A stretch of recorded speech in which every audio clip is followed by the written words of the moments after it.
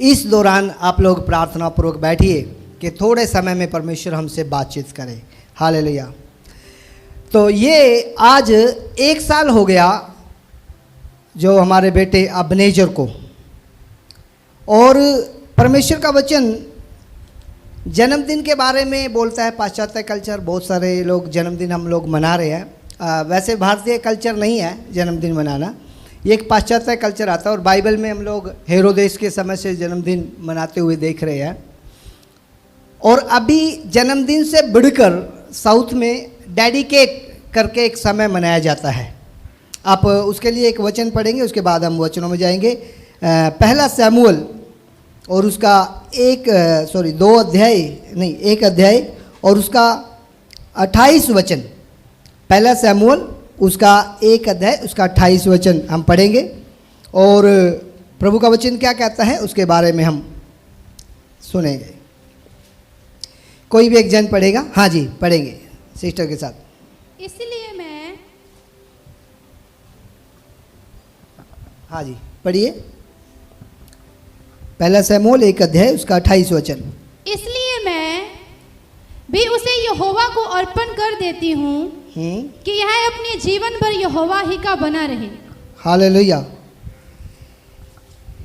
तब उसने वही यहोवा को दंडवत किया। Okay, hallelujah. परमेश्वर का वचन बताता है कि एक औरत जिसका नाम हन्ना है, उसने अपने बेटे को यहोवा को अर्पण कर दिया, डेडिकेट कर दिया, समर्पण कर दिया, अर्पण कर दिया। मैं हमेशा मानता हूं कि एक बड़ी पावर है डेडिकेट के पीछे, समर्पण के पीछे बड़ी सामर्थ है। यदि आप इसके जीवन के बारे में देखेंगे तो पहले हन्ना का एक जीवन था। हन्ना का पति का नाम एलकाना, और वो 2 बहनें थी, हन्ना और पनन्ना। और जो दूसरी बहन थी पनन्ना, उसके पास संतान थी, परंतु हन्ना के पास कोई संतान नहीं थी। और जब संतान नहीं थी तो वो बड़ी दुखी थी। इसके संदर्भ में एक वचन पढ़ेंगे, पहला शमूएल उसका 1 अध्याय उसका आप लोग पढ़ेंगे 6 अध्याय, तो उसमें ऐसे लिखा है। हाँ जी, कोई पढ़ेगा?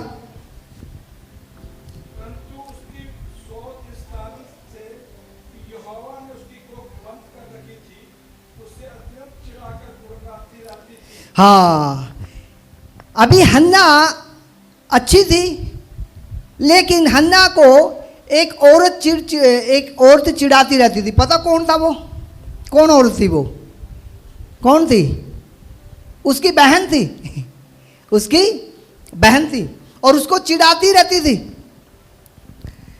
मैं हमेशा मानता हूं कि कोई व्यक्ति आपके जीवन में जब आप प्रभु में आ जाते हैं या प्रभु में परमेश्वर को जानते हैं, तो कई लोगों को परमेश्वर ने आपको पैमाने के तौर पे रखा है, जो आपको क्या करते हैं? चिढ़ाते हैं, आपको हमेशा फोर्स करते हैं। और कई बार हम लोग उन लोगों के कारण दुखी होते हैं, लेकिन बाइबल क्या कहती है? वो हमारे लिए आने वाले समय में एक आशीष का कारण बन जाएंगे, हम कभी सोच नहीं सकते। हालेलुया। हम लोग कभी इस तरीके से कभी सोच नहीं सकते कि वो उसके लिए क्या बन जाएंगे? हमारे लिए आशीष का। और परमेश्वर जो हमारे लिए ठोकर का कारण है, जो हमारे लिए चिढ़ाने का कारण है, जो हमारे लिए हमारी सहनशीलता के लिए एक पैमाना है, परमेश्वर उन्हीं को हमारे लिए एक आशीष का कारण और हमें आत्मिक जीवन में आशीषों में उठने का एक जरिया बना देगा। ये परमेश्वर का वचन कहता है। हालेलुया। मेरी बात को समझ रहे?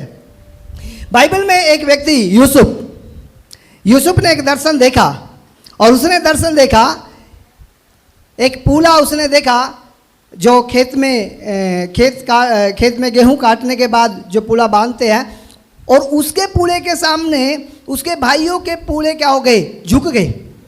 तो उसने एक दर्शन किसको बता रहे हैं? अपने भाइयों को बता रहे हैं। और भाइयों को बता रहे हैं, भाई बोल रहे अच्छा हम तुम्हारे सामने झुकेंगे। और फिर उसको दर्शन दिखाई दे, उसके माता पिता भी उसके सामने दंडवत करें। तो वो लोग चिढ़ने लगे। अभी देखते हैं, ये बड़ा दर्शन देख रहा है, उसको गड्ढे में क्या कर दिया? गिरा दिया।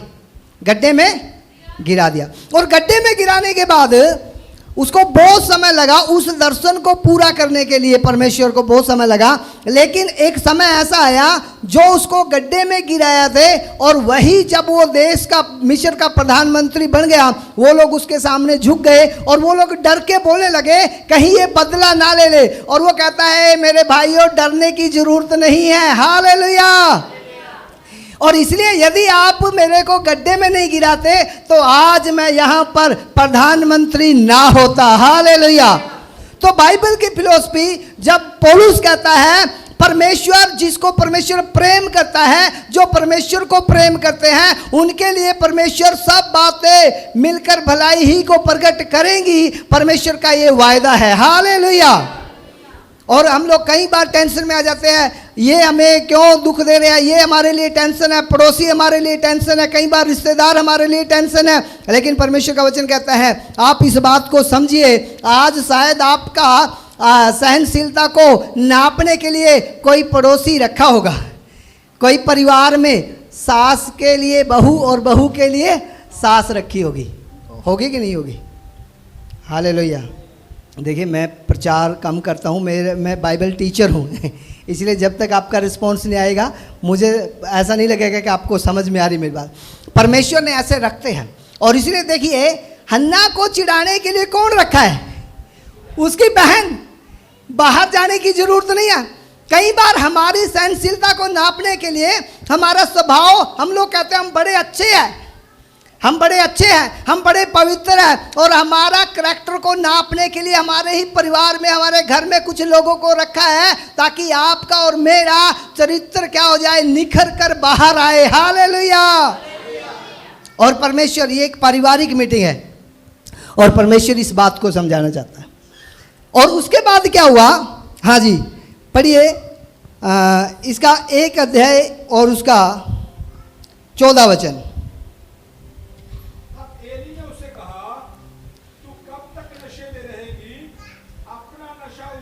हाँ, हन्ना नशे में थी। कितने लोग कह रहे हैं हन्ना नशे में थी? हन्ना नशे में नहीं थी, लेकिन वो शायद दुखी तो थी क्योंकि उसके पास बच्चे नहीं थे, परंतु उसकी बहन ने उसको इतना टॉर्चर किया, इतना उसको दुख दिया कि वो एक दिन बड़ी भयानक रीति से रोने लगी। और इतनी भयानक रीति से रोने लगी कि वहाँ याजक बोलने लगा बेटी तू नशे में है क्या? हालेलुया। नशे में है क्या? और कई बार आप सोच रहे हैं हमारा आत्मिक जीवन जब सब कुछ नॉर्मल चल रहा है, सब आशीषें परमेश्वर ने हमें दी है, तो हमारा आत्मिक जीवन डाउन हो जाता है। और कई बार जब हमारा जीवन में ये टॉर्चर समस्याएं और आती है तब हम लोग परमेश्वर के ज़्यादा करीब जाते हैं। हालेलुया। समझ रहे मेरी बात को? और इसलिए कई बार मैं सोचता हूँ कि हन्ना ने शायद बाद में जो उसकी बहन पनन्ना को धन्यवाद दिया होगा, उसको बोला होगा धन्यवाद। आप सोचते हैं कि आपके घर में, आपके परिवार में, आपके पड़ोस में जो लोग आपको टॉर्चर कर रहे थे, जो लोग आपके लिए समस्या बने हुए थे, उन लोगों का आप धन्यवाद करना सीखिए कि आपके कारण हम प्रभु में बढ़ गए, आपके कारण हम प्रार्थना में मजबूत हो गए, आपके कारण हम लोग प्रभु के और करीब आ गए। यदि हमारे जीवन में समस्याएं ना आती, यदि हमारे जीवन में कोई टेंशन ना आती, तो आज शायद हम प्रभु के करीब ना होते। हालेलुया। हालेलुया। दूसरी उस हन्ना की एक खास बात और थी। हाँ जी 1 अध्याय और उसका एक बार पढ़ेंगे आप, 8 अध्याय 8 वचन पढ़िए। हाँ जी। इसलिए उसके पति एल्काना ने उससे कहा कि हन्ना तू क्यों रोती है और खाना क्यों नहीं खाती और तेरा मन क्यों उदास है? क्या तेरे लिए मैं 10 बेटों से भी अच्छा नहीं हूँ? हालेलुया। बाइबल के बारे में हम बोलते हैं, बाइबल एक रिलेशनशिप के बारे में सिखाती है। बाइबल में बहुत सारे अलग अलग रीति से प्रचार करते हैं। ज़्यादातर हम लोग प्रचार विश्वास के बारे में, चंगाई के बारे में, ठीक है, आशीषों के बारे में, स्वर्ग के बारे में हम लोग प्रचार करते हैं। लेकिन मैं आपको बताना चाहता हूँ, यदि आप रियल में समझे, बाइबल में 2 प्रकार की शिक्षाओं के बारे में नए नियम में लिखा गया है। एक है करिग्मा, करिग्मा का मतलब है सुसमाचार। सुसमाचार, यीशु मसीह हमारे पापों के लिए आया, मारा गया, गाड़ा गया, तीसरे दिन जी उठा और हम एक दिन स्वर्ग में चले जाएंगे, उसको बोलते हैं करिग्मा। दूसरा एक शब्द आता है, हिब्रू शब्द, उसको बोलते हैं डिडाके। डिडाके का मतलब है रिलेशनशिप, ठीक है, परमेश्वर के साथ रिलेशन। दूसरा आपका अपना पत्नी के साथ रिलेशन, पड़ोसी के साथ रिलेशन, समाज के साथ रिलेशन, और पौलुस उसको और अच्छे तरीके से बोलता है, वो बोलता है एक पारिवारिक रिलेशन। डिडाके का मतलब है पारिवारिक रिलेशन। इसका मतलब आप लोग वचन ऐसे कहता है कि आप अपना परिवार में कैसे रहते हैं, ये बाइबल आपको सिखाती है। और यहाँ पर एक बहुत बड़ा एग्जाम्पल दिया गया है। आज यदि पत्नी में कमजोरी है तो क्षमा करना मुझे, बहुत सारे पति सोचते हैं चलो बच्चे नहीं हो रहे तो क्या करेंगे, दूसरी पत्नी ले आएंगे। बच्चे नहीं हो रहे तो किसको दोषी ठहराएंगे, पत्नी को दोषी ठहराएंगे, ठीक है। यह उसमें कमी है, ठीक है। पिछले समय में हमारे चर्च में हुई घटना के बारे में मैं बोलता हूँ। एक बहन को 5 साल हो गए शादी को और उनको बच्चा हुआ नहीं है, बच्चा हुआ नहीं है। हम लोग गए वहाँ पर, मैं और मेरी मिसेज गए, तो उसकी सास उसको क्या बोल रही है, बेटी एक काम करो, तुम्हारे गांव में से किसी और लड़की को देखो कि जिससे मैं अपने बेटे की शादी कर सकूं। आप तो सोचो ऐसी औरत सुनेगी ये बात तो वो क्या करेगी, रोएगी कि हंसेगी। तो वो बहुत ज़्यादा रोने लगी। बोला मेरी सास बोल रही है, तुम ही, उसी को बोल रही है कि तुम ही, क्योंकि 5 साल हो गए बच्चा हो नहीं रहा, इसलिए तुम क्या करो, तुम एक दूसरी लड़की को देखो जिससे मेरे बेटे की क्या करे, शादी करवा दे। तो वो बहन हमारे सामने रोने लगी और रोने लगी। हम बोलने लगे कि आप रोना है तो प्रभु के सामने रोइए, और ये जो तुम्हारी सास की बात है, सचमुच तुम दुखी हो तो प्रभु की ओर देखिए। लिसन टू मी, बाइबल का एक वचन जब लिखा है इधर उधर मत ताक, उसका एक बड़ा गहरा एक अर्थ है। उसका मतलब जब आप डिप्रेशन में हैं, आप तनाव में हैं, तो आप कहाँ देख रहे हैं, किसकी खोज में लगे हुए हैं। बाइबल कहती है यहोशापात जब डर गया, जब उसने देखा बड़ा एक फौज उसके विरुद्ध में खड़ी है, तो वो परमेश्वर की खोज में लग गया। वो पूछने लगा प्रभु मैं क्या करूं। हालेलुया। जब आप टेंशन में होते हैं, डिप्रेशन में आते हैं, तो आप किसकी खोज में लग जाते हैं। यदि आप दुनियादारी में लोगों से सलाह लेने लग जाएंगे तो लोग उल्टी सलाह देंगे, लेकिन बाइबल कहती है सबसे बड़ा सलाहकार हमारा परमेश्वर है, और परमेश्वर की उपस्थिति में बैठ जाइए, प्रभु से पूछिए, प्रभु की खोज कीजिए, तो प्रभु आपको उस बड़ी समस्या से निकालेगा। हालेलुया। और उस बहन को हमने बोला कि आप क्या करो, आप प्रभु के सामने रोना शुरू कीजिए, प्रभु देख मेरी सास क्या बोल रही है। और उसने प्रार्थना किया, और जब प्रार्थना किया तो रो रो के प्रार्थना किया, उपवास किया, और प्रभु ने उसको अगले साल एक बेटा दिया। हालेलुया। उसको बेटा दिया और उसका नाम हमने आरोन रखा, हारून। हालेलुया। तो अभी वचन ऐसे कहता है, लेकिन अभी पति और पत्नी के रिलेशन में पत्नी दुखी है, लेकिन पति कहता है चिंता मत कर, मैं तेरे लिए 10 बेटों के समान हूँ, 10 बेटों के समान हूँ। लेकिन आज कितने लोग हैं जो अपनी पत्नी को क्या कर सकते हैं, इंकरेजमेंट करना चाहते हैं। संसारिक लोग इंकरेजमेंट नहीं करना चाहते, वो लोग हमेशा दुनिया का प्रेम है जो थोड़ा अलग है, वो चाहते हैं वो कुछ कर रही है तो क्या एहसान कर रही है, पत्नी काम कर रही है तो क्या एहसान कर रही है। करना ही पड़ेगा भाई, जिम्मेवारी है, क्या नहीं है। मैं हमेशा बोलता हूँ जिस परिवार के अंदर 3 बातें नहीं हैं वो परिवार कभी भी स्थिर नहीं रह सकता। 3 बातें क्या क्या, वो बाइबल से हम लोग सीख सकते हैं, दाऊद के जीवन से। नंबर 1, जिस परिवार में क्षमा नहीं है, क्या नहीं है। कई लोग सोचते हैं जी नहीं मैं क्षमा नहीं कर सकती, सास बोलती है मैं मेरी बहू को क्षमा नहीं करूँगी ना, वो तो बार बार करती रहती है। जिस घर में क्षमा नहीं है, दूसरा क्षमा मांगना नहीं आता जिसको, कई लोग कहते हैं हम तो सीधा जी, हमसे तो गलती हो ही नहीं सकती। कितने लोग यहाँ पर सिद्ध बैठे हैं जिससे कभी कोई गलती है, सब लोग, लेकिन मानते नहीं है। मानते नहीं है। गलती होती है लेकिन मानते, लेकिन बाइबल बोलती है क्षमा करना। हर एक बाइबल में एक यीशु मसीह ने सीधा बोल दिया है, यदि तुम एक दूसरे के अपराध क्षमा ना करोगे तो तुम्हारे भी अपराध क्षमा नहीं किए जाएंगे। हालेलुया। और क्षमा मांगना, उसका मतलब हम भी एक इंसान है, हमसे भी गलतियां होती है, इसलिए हमें निरंतर हम अपने पापों को मान लेना चाहिए। और हमेशा हमें क्षमा, जब भी कोई गलती हो जाती है हमें एक दूसरे के सामने अपने अपराधों को मान लेना चाहिए, क्षमा। और तीसरी बात है इंकरेजमेंट। उसका मतलब एक दूसरे को उत्साहित करना। एक परिवार में यदि एक पत्नी का मुंह इधर है, पति का मुंह इधर है, तो वो ज़्यादा समय नहीं चल पाएंगे। अमेरिका में सबसे ज़्यादा डिवोर्स तलाक होते हैं, कोई कारण भी नहीं है। इंडिया में हम लोग बोलेंगे कुछ रीजन हो सकता है, लेकिन वहाँ पर कुछ कारण नहीं है। बस वो मेरे साथ बोला नहीं है, 10 दिनों से बात नहीं किया। एक दूसरे के साथ इंकरेजमेंट, यदि आप बातें नहीं करेंगे और एक दूसरे को उत्साहित नहीं करेंगे तो कभी भी एक परिवार बना नहीं रह सकता। हालेलुया। एक परिवार कभी भी बना, एक दूसरे की तारीफ करना, इंकरेजमेंट। हालेलुया। इंकरेजमेंट करना। एक छोटी सी बात मेरे को याद आ गई, मैं बताता हूँ। एक देश में हम लोग नॉनवेज खा लेते हैं, कई देशों में मेरा एक दोस्त अमेरिका से आया, वो बता रहा था कि वहाँ पर बत्तख वगैरह और ये कई चीज़ें खा लेते हैं। तो एक बार एक पति को हमेशा ही एक आदत है कि पत्नी की बातों में, खाने में कमी निकालने के, है ना।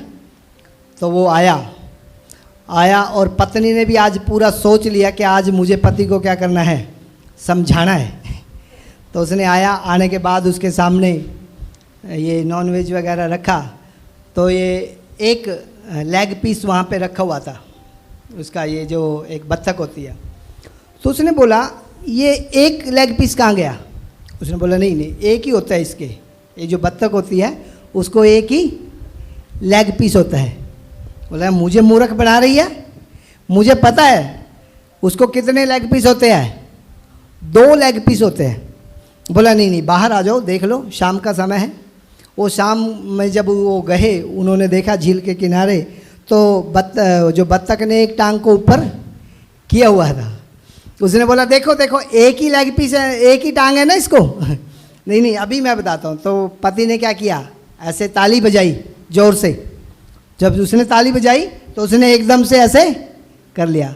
उसने बोला, पत्नी ने बोला सहजता से, यदि आप भी ताली बजाते तो आपको भी 2 लेग पीस। कितने लोगों को समझ में आ रही मेरी बात? आज पति ताली नहीं बजाएगा तो लेग पीस कितने मिलते हैं? एक ही लेग पीस मिलता है। उसका मतलब इंकरेजमेंट नहीं है एक दूसरे के प्रति, ठीक है, एक दूसरे को उत्साह नहीं है पति के जीवन में, पत्नी के जीवन में। यहाँ पर हम देखते हैं कि हन्ना और उसके पति के जीवन में बड़ी एक अच्छी है ब्लेसिंग है कि पति अपनी पत्नी को प्रेम करता है। वो कहता है तू कमजोर है, कोई बात नहीं, इस क्षेत्र में मैं तेरे साथ खड़ा हूँ और तेरे 10 बेटों के समान हूँ। हालेलुया। 10 बेटों के समान। तो एक हन्ना का एक ऐसा जीवन था जब वो परमेश्वर के सामने रोई, और परमेश्वर के सामने जब रोई तो परमेश्वर ने उसको एक आशीष दी। उसने प्रभु के सामने रोकर बोली, प्रभु मेरी नाम धराई के लिए, हालेलुया, मेरी नाम धराई के लिए मुझे केवल एक बेटा दे दे, एक बेटा दे दे, और वो बेटे को मैं क्या करूंगी, तेरे पास समर्पण कर दूंगी, तुझे दे दूंगी। और परमेश्वर ने उसकी प्रार्थना को सुन लिया। हालेलुया। और जब परमेश्वर ने उसकी प्रार्थना को सुन लिया तो उसी बेटे को लेकर वो वहाँ पर आई और वो प्रार्थना करती है, उसको समर्पित करती है। और समर्पित करने के बाद वो एक वचन बोलती है। आइए हम पढ़ेंगे उसका 2 अध्याय, उसका 1 वचन से पढ़ेंगे। तब हन्ना ने प्रार्थना करके कहा, मेरा मन यहोवा के कारण मगन है, मेरा सींग यहोवा के कारण ऊंचा हुआ है, मेरे मुंह शत्रुओं के विरुद्ध खुल गया, क्योंकि मैं तेरे किए उद्धार से आनंदित हूँ। हालेलुया। उसने कहा मेरा मन यहोवा के कारण मगन है। हालेलुया, मगन है। मैं हमेशा सोचता हूँ यदि इसके जीवन में ये कमजोरी ना होती तो वो इतना बड़ा एक प्रार्थना कहती, यहोवा के कारण मैं आज आनंदित हूँ, मैं मगन हूँ। परमेश्वर का धन्यवाद उन कमजोरियों के लिए। उस कमजोरी में परमेश्वर ने मुझे आशीषित किया है। जो लोग मेरे लिए उलाहना देते थे, मुझे ताना देते थे, उनके कारण आज मैं आशीषित हो गई। हालेलुया। लेकिन उस समय वो धन्यवाद करते, डेडिकेट करती है। और उसके बाद जब उसने उसको समर्पित किया, और परमेश्वर का वचन कहता है वो सैमुअल उस इस्राएल देश के अंदर एक ऐसा व्यक्ति था, जब वो चलता था तो लोग डरते थे, और जिसके ऊपर उसने तेल डाल दिया वो इस्राएल का राजा बन गया। हालेलुया। आइए हम एक अंतिम वचन पढ़कर हम इस सभा को समाप्त करेंगे। पहला सैमुअल उसका 2 अध्याय उसका 35 वचन।